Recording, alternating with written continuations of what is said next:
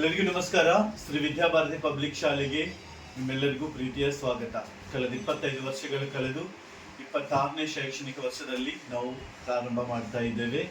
ಈ ಒಂದು ಪ್ರಾರಂಭೋತ್ಸವಕ್ಕೆ ನಮ್ಮ ಎಲ್ಲ ಪ್ರೀತಿಯ ಪಾಲಕರಿಗೆ ಮತ್ತು ಮುದ್ದು ಮಕ್ಕಳಿಗೆ 2026-27ನೇ ವರ್ಷದ ಶೈಕ್ಷಣಿಕ ವರ್ಷಕ್ಕೆ ನಿಮ್ಮೆಲ್ಲರಿಗೂ ಪ್ರೀತಿಯ ಸ್ವಾಗತವನ್ನು ನಾವು ಕೋರ್ತಾ ಇದ್ದೇವೆ. ಪ್ರಿಯರೇ, ಈ ಒಂದು ಸಂದರ್ಭದಲ್ಲಿ ಈ ಒಂದು ಶಾಲಾ ಪ್ರಾರಂಭೋತ್ಸವಕ್ಕೆ ಎಲ್ಲ ಟೀಚರ್ಸು ಮಕ್ಕಳು ಬಂದಿದ್ದಾರೆ. ಈ ವರ್ಷದಲ್ಲಿ ನಾವು ಯಾವ್ಯಾವ ಪ್ರೋಗ್ರಾಮ್ಗಳನ್ನು ಹಮ್ಮಿಕೊಳ್ತಾ ಇದ್ದೀವಿ, ಎಂಥ ವಿಧವಾದ ಒಂದು ಏಳಿಗೆಯನ್ನು ನಾವು ತರಲಿಕ್ಕೆ ಹೋಗ್ತಾ ಇದ್ದೀವಿ ಅನ್ನೋದು ಈ ಒಂದು ವರ್ಷದಲ್ಲಿ ನಿಮಗೆ ಗೊತ್ತಾಗುತ್ತೆ.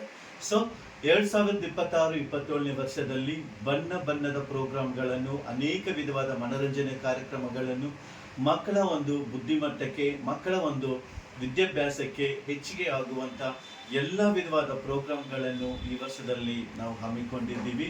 ಸೊ ಆ ಎಲ್ಲ ಪ್ರೋಗ್ರಾಮ್ಗಳಿಂದ ಮಕ್ಕಳ ಭವಿಷ್ಯತ್ ಆದದ್ದು, ಮಕ್ಕಳ ವಿದ್ಯಾಭ್ಯಾಸ ಆದದ್ದು, ಮಕ್ಕಳ ಒಂದು ಬುದ್ಧಿವಂತಿಕೆ ಆದದ್ದು ಅದು ಚೇತರಿಕೆಗೊಳ್ಳುತ್ತೆ. ಸೊ ಈ ಒಂದೆಲ್ಲ ಪ್ರೋಗ್ರಾಮ್ಗಳನ್ನು ನಾವು ಹಮ್ಮಿಕೊಳ್ಳಲಿಕ್ಕೆ ನಿಮ್ಮ ಒಂದು ಸಹಕಾರವು ನಮಗೆ ಬೇಕಾಗಿದ್ದರಿಂದ I hope you all will cooperate.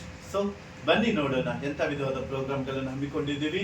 2026-27ನೇ ವರ್ಷದ ಒಂದು ಪ್ರಾರಂಭೋತ್ಸವವನ್ನು ನಾವೆಲ್ಲರೂ ನೋಡೋಣ. ಬನ್ನಿ. Thank you.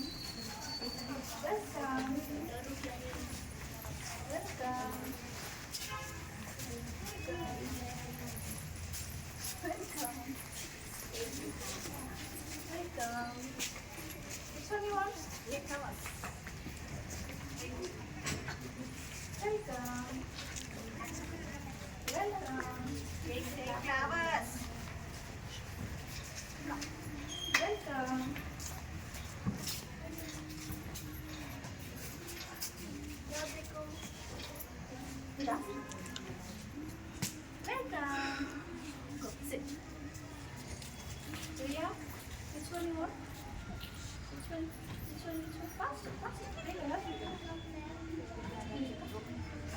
Welcome. Welcome.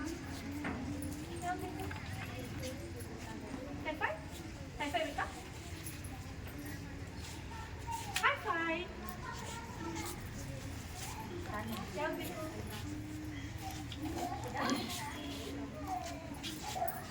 Welcome. Let's go. Welcome. Welcome.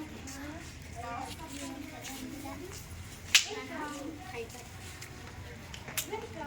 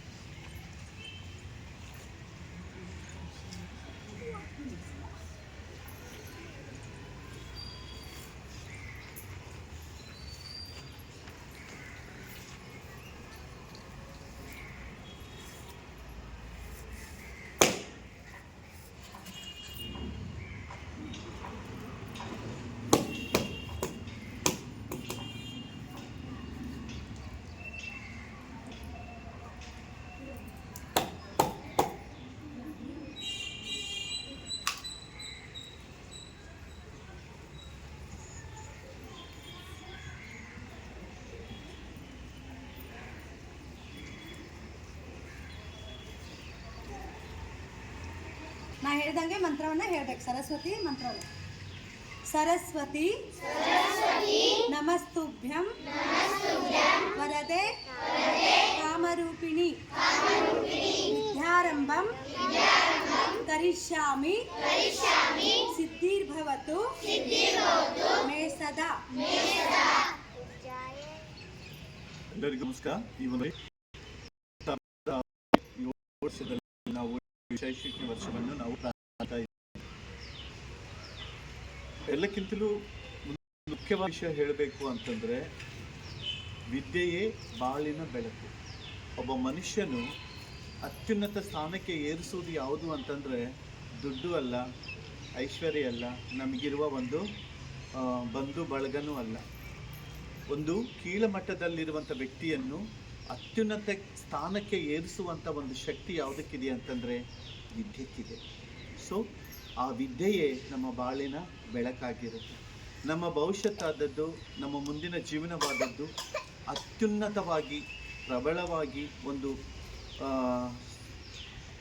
ಎತ್ತರ ಸ್ಥಾನಕ್ಕೆ ಏರಬೇಕು ಅಂತಂದರೆ ಅದಕ್ಕೆ ಕಾರಣ ವಿದ್ಯೆಯೇ. ಸೊ ವಿದ್ಯೆಯನ್ನು ನಾವೆಷ್ಟು ಗೌರವಿಸ್ತೀವೋ, ವಿದ್ಯೆಯನ್ನು ನಾವೆಷ್ಟು ಪಾಲನೆ ಮಾಡ್ತೀವೋ, ಎಷ್ಟು ಓದ್ತೀವೋ, ಆ ರೀತಿಯಾದ ಒಂದು ಬೆಳಕು ನಮ್ಮ ಜೀವನದಲ್ಲಿ ಬರುತ್ತೆ. ಈ ಸಂದರ್ಭದಲ್ಲಿ ಒಬ್ಬ ಮಹಾನ್ ವ್ಯಕ್ತಿಯನ್ನು ನಿಮಗೆ ನಾನು ಪರಿಚಯ ಮಾಡಲಿಕ್ಕೆ ಹೋಗ್ತೇನೆ. ಯಾರು ಅಂತಂದರೆ, ಅತಿ ಕೀಳಮಟ್ಟ ಜಾತಿಯಿಂದ ಇದ್ದು ಅಟ್ಲೀಸ್ಟ್ ಆ ಒಂದು ವ್ಯಕ್ತಿಗೆ ಶಾಲೆ ಒಳಗಡೆ ಪ್ರವೇಶ ಕೂಡ ಇರ್ತಿರಲಿಲ್ಲ. ಆಗಿನ ಕಾಲದಲ್ಲಿ ಶಾಲೆಯಲ್ಲಿ ಒಳಗಡೆ ಹೋಗಲಿಕ್ಕೆ ಕೂಡ ಪ್ರವೇಶ ಇರುತ್ತಿರಲಿಲ್ಲ. ಅಂಥ ಹೀನ ಜಾತಿ ಒಬ್ಬ ಮನುಷ್ಯನು, ಆತನು ವಿದ್ಯೆಗೆ ಬೆಲೆ ಕೊಟ್ಟು ವಿದ್ಯೆಯನ್ನು ಗೌರವಿಸಿ ವಿದ್ಯೆಯನ್ನು ಪ್ರೀತಿಸಿದರಿಂದ ಭಾರತ ದೇಶದ ರಾಜ್ಯಾಂಗವನ್ನೇ ಬರೆಯುವಂಥ ಒಂದು ಉನ್ನತ ಸ್ಥಾನಕ್ಕೆ ಏರಿದ್ದಂಥ ಮಹಾನ್ ವ್ಯಕ್ತಿ ಡಾಕ್ಟರ್ BR ಅಂಬೇಡ್ಕರ್ ಅವರನ್ನು ಈ ಸಂದರ್ಭದಲ್ಲಿ ನಾನು ಜ್ಞಾಪಕ ಮಾಡಿಕೊಳ್ಳುತ್ತೇನೆ. ಮಕ್ಕಳೇ, ನಮ್ಮ ಹಿಂದಿದ್ದಂಥ ಹಿರಿಯರು ಎಷ್ಟೋ ವಿಧವಾದ ದಾರಿಗಳನ್ನು ನಮಗೆ ತೋರಿಸಿದ್ದಾರೆ, ಮಾರ್ಗಗಳನ್ನು ತೋರಿಸಿದ್ದಾರೆ. ಆ ಮಾರ್ಗದಲ್ಲಿ ನಾವು ಕೂಡ ಹೋಗಿ ನಮ್ಮ ಭವಿಷ್ಯತ್ತನ್ನು, ನಮ್ಮ ಜೀವನವನ್ನು ನಾವು ರೂಪಿಸಿಕೊಳ್ಳುವುದು ನಮ್ಮ ಕೈಯಲ್ಲಿ ಇದೆ.